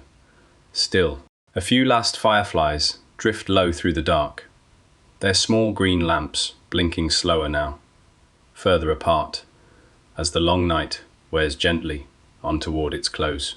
Soon, even they will settle and dim and rest, folding their small lights away until another night. The great trees stand all around you in the dark, exactly as they have stood all night, patient and huge and still, holding the whole sleeping forest up on their shoulders. They do not rest as you rest. They simply stand and breathe, slow as centuries, growing by a hair, drinking the night, waiting for the light. There is such steadiness in them, such deep, patient calm. Lean your tired mind against that steadiness now, and let it hold you, the way the trees hold the forest. Everything is gathered now into the deep quiet. The hunters have mostly fed, the feeders have mostly rested. The great slow business of the night has wound down to its lowest, softest ebb. And in that deep ebb, the whole forest seems to pause and breathe and simply be in the warm dark between one thing and the next. There is nothing happening now that you must attend to, nothing at all. Only the deep quiet and your slow breath and the soft weight of sleep. Let yourself rest here at the very bottom of the night, as deep and still as the forest itself. You have drifted down through all of it, floor by floor, hour by hour, from the last gold light of evening to this deep, dark trough of the small hours. And here you can stay as long as you like, held in the warm quiet, going nowhere, needing nothing, wanting nothing, simply resting, simply breathing, simply here. Breathe in, slow and deep, and out, soft and long. The forest breathes with you, all around, in the dark. There is no hurry in it. There is no hurry anywhere in the whole wide night. Only the slow, deep breathing of the trees, and the soft, distant murmur of the frogs, and the warm dark holding you, gently, completely, as you rest at the still heart of the night. And then, so slowly that no one could name the moment, something begins to change. Nothing you could see, nothing you could hear. Only a feeling, deep in the forest, that the long night has passed its lowest point and turned, and begun its slow way up again toward the light. The dark is as deep as ever, but something in it has shifted, softly, the way a tide turns far out at sea, unseen, and begins, at last, to come home. One by one, the creatures of the night begin to feel it too, and to turn, slowly, toward home. Their long night is nearly done. They have hunted and fed and sung, and now, as the first far promise of the light stirs somewhere beyond the trees, they begin to drift back toward their hollows and their roosts and their warm, hidden beds, to sleep away the coming day. The great night shift is ending, softly, in the dark. High in its tree, the kinkajou has fed its fill on fruit and nectar, and now it turns and climbs slowly back along the branches, back toward the hollow where it slept all day. It slips inside into the warm dark of the wood and curls its long tail around itself and closes its great round eyes. Its night is over. Its rest begins. Let it settle there, warm and safe in its tree, as you settle warm and safe in your bed. Sabai where? All through the forest, the bats are streaming home. Out of the dark, they come flickering back to their roosts, to the hollow trees, and the sheltered branches and the little leaf, tents they folded for themselves, and they land, and fold their wings, and hang, and grow still. The great soft traffic of the night is turning homeward now, thousands of quiet wings, all drifting back toward rest, as the long dark gently loosens its hold. The tapir, too, has wandered the last of its old paths, and fed the last of its fill, and now it turns and moves off slowly through the dark, back toward the deep thicket, where it will lie up and doze away the day. Its soft round feet make no sound on the leaves. Its great gentle shape fades into the dark between the trees and is gone. The forest is emptying, softly, of its night, and filling, just as softly, with the first grey hush of the coming day. Far above the canopy, the sky has changed. The deep black of the small hours has thinned, and paled, and turned to the faintest, softest grey, the first far whisper of the dawn. No colour, yet no sun. Only a slow, cool lightening at the top of the world, seeping down, ever so slowly, through the layers of the leaves. The longest dark is over. The light is coming back, but gently, gently, in no hurry at all. With the first grey light comes a coolness, drifting down through the forest, the cool of the hour before dawn. And where that cool air settles over the warm wet floor, a mist begins to rise. It lifts softly from the ground, from the wet leaves and the drinking earth and the running stream, pale and slow and silent, curling up between the trunks, filling the low places of the forest with soft white cloud. The mist rises and spreads and deepens until the whole floor of the forest lies under a soft pale sea of it, and the great trunks rise up out of it like the pillars of a drowned and silent hall. It moves slowly in the still air, drifting, curling, breathing. It softens everything. It hushes everything. The whole forest seems to hold its breath now, wrapped in cool white mist, waiting, in the grey, for the sun. In this soft grey hush, the last voices of the night fall silent, one by one.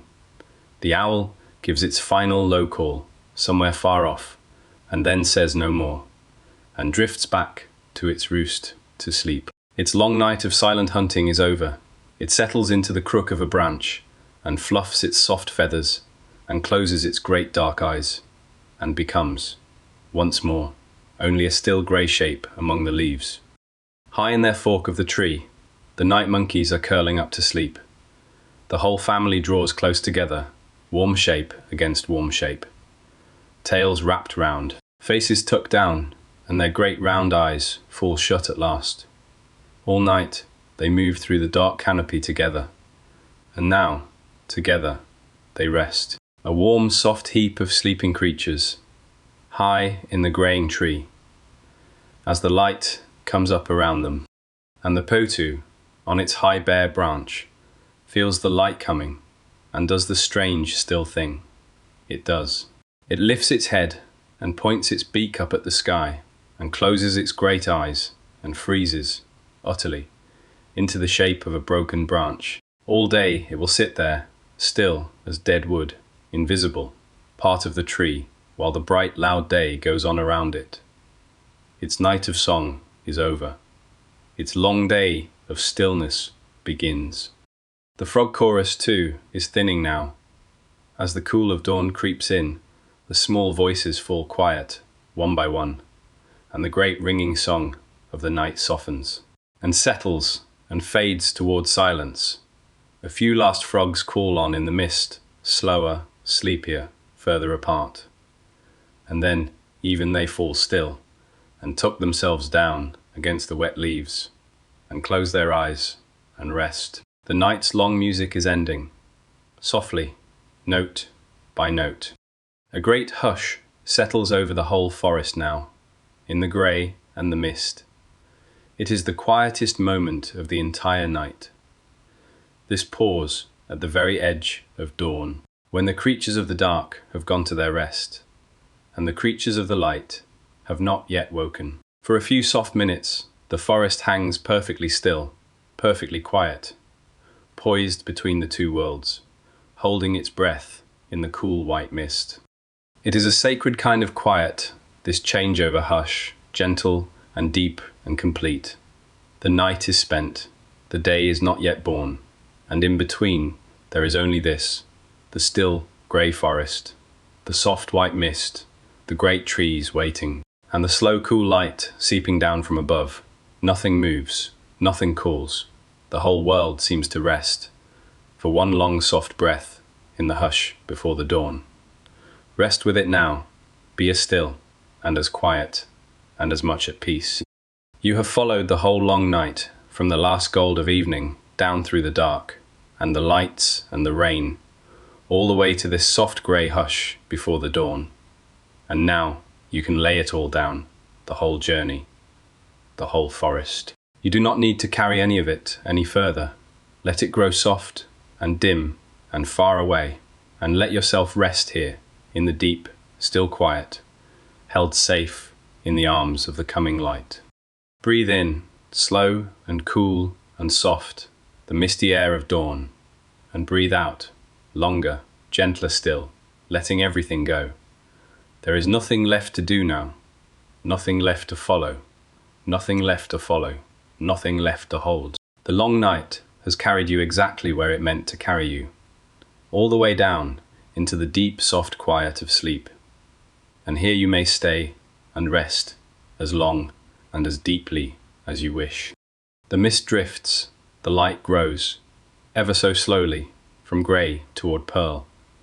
The forest waits, still and hushed, in the cool of the coming dawn. And you lie warm and safe and deeply at rest, far away now, sinking softly, down below the surface of the night, down into the still deep water of sleep, where the forest and the dawn and the whole green world grow faint, and soft and far, and finally let you go.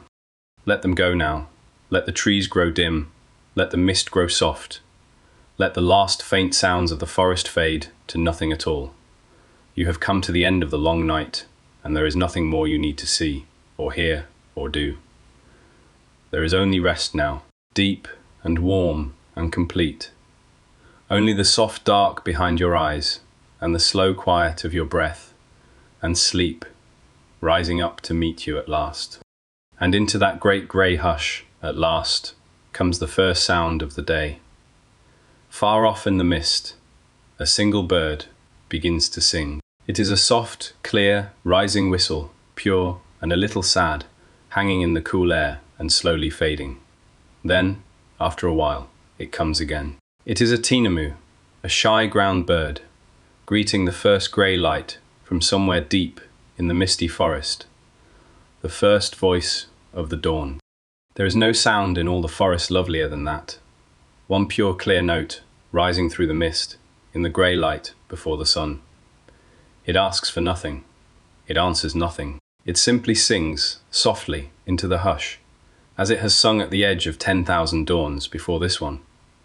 Let that one soft rising note drift through your mind, far away and pure, and let it carry you, not up into the waking day, but deeper, softer, down into sleep. Slowly, another voice answers, far across the forest, and then another. One by one, in the greying mist, the birds of the day are waking and beginning, softly, to sing. A whistle here, a trill there. A few soft notes scattered through the trees, tentative at first, then surer, then joined by more and more, as the light grows, until the whole forest begins, very gently, to fill again with song. The slow rising music of the dawn. And far off, from the high tops of the tallest trees, the howler monkeys wake, and lift their great rolling voices once more, to roar the sun up as they roared it down. That deep, huge, tumbling sound rolls out across the misty canopy, softened now by all the miles and all the leaves between, until it reaches you only as a low far murmur, gentle as distant surf, welcoming the light back to the world. Let it roll on, far away, and let it soothe you deeper. The light is growing now. The grey is warming, softening, turning slowly to the palace gold. High above the mist, beyond the canopy, the first true light of the sun is touching the tops of the great trees, and beginning, ever so slowly, to work its way down, leaf by leaf, into the waking forest. But you are far below all of it now, deep in the warm dark of sleep, and the dawn is only a soft gold rumour, drifting somewhere far above your rest. Ai Tati, wife. 4. On their high branches, the toucans are waking. One lifts its head from under its wing and shakes itself, and unfolds that great bright beak, and clatters it softly in the cool morning air. Another stretches one wing, and then the other, slowly, sleepily. The bright birds of the day are coming back to life in the growing light, ruffling their feathers, calling softly, getting ready to take up the day. The night creatures have just laid down. In the crowded roosts, the parrots wake in a bright and noisy crowd, chattering and squabbling and preening, filling the morning with their cheerful racket. The butterflies loosen their folded wings. The bees begin to stir. All the loud, bright, busy life of the daylight forest is rising again, floor by floor, as the sun climbs, filling the trees once more with colour and motion and song. The day is coming back, but it is coming back without you, and that is exactly right. For this is the great changeover, running now in reverse, just as, at dusk, the day creatures went to their rest, and the night creatures rose. So now, at dawn, the night creatures sink into sleep, and the day creatures wake and rise. The kinkajou sleeps. The toucan wakes. The owl rests. The parrot rises. Round and round it turns, day into night, into day, forever. The great slow wheel of the forest, never stopping, never hurrying, always in balance. And as the sun climbs higher, the mist begins to glow. The soft white cloud that filled the forest floor all through the dawn now catches the first gold light, and shines, and softens, and slowly begins to lift. Long shafts of gold come slanting down through the trees, through the drifting mist, lighting the wet leaves and the hanging drops, until the whole forest seems to hang, for a while, in a soft and glowing haze of gold and green and white. The first true sunbeams reach down at last through the canopy and touch the forest floor in long, slow bars of gold. Everywhere they fall, the night's rain flares into light. Every leaf, every web, every blade of grass hangs heavy with bright drops, each one holding a tiny spark of the sun. The whole washed forest glitters and steams and glows in the new light, fresh and clean and impossibly green, waking gently into another day. It is beautiful, this dawn in the forest, soft and gold and green and full of bird song. But you do not need to wake for it. You do not need to rise and open your eyes and greet the light. That is for the creatures of the day. Your night is not over. Your rest goes on. You may stay here, deep in the warm dark of sleep, and let the golden forest morning shine on somewhere far above you, without you, exactly as it should. Let the forest have its dawn. Let the birds sing up the sun. Let the bright day flood back into the trees, and the mist lift, and the leaves shine. It will all go on beautifully without you, the way it has for 100 million years, the way it will for 100 million more. You have no part to play in it now. Your only task tonight was to rest, and you are resting deeply, softly, safe in the dark. And that is enough. The great changeover is complete now. The night is fully gone. The day is fully come. The creatures of the dark are all asleep in their hollows and their roosts, and the creatures of the light are all awake. And about their business in the sun, the forest has turned, once more, from night to day, softly, perfectly, without a sound. And through the whole long turning, you have been held and carried and kept safe, and ask for nothing but your rest. So stay here now, in the warm and quiet dark, and let the bright forest morning drift further and further away. You do not have to follow it up into the light. You can let it go, softly, like a dream at the edge of waking, and turn, instead, back down, deeper into the dark, deeper into the warm, still water of sleep, where there is no dawn, and no forest, and nothing at all to do but rest.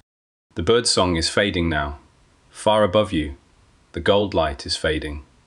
The whole green glowing world is growing soft and dim and distant, drifting off like mist in the morning sun. And you are sinking gently below it all, down into the deep quiet place where sleep is complete and dreamless and whole. There is nothing to hold on to now, nothing to reach for, only the letting go, soft and easy and endless, down into rest. Feel how heavy and warm and still your body has become, how slow and soft your breathing, how quiet your mind. The long journey is over. The forest is behind you now, its dark and its lights and its rain and its dawn. All of it, a soft green dream, growing fainter with every breath. You do not need to remember any of it. You do not need to keep any of it. You need only rest now, and let it all gently fade away.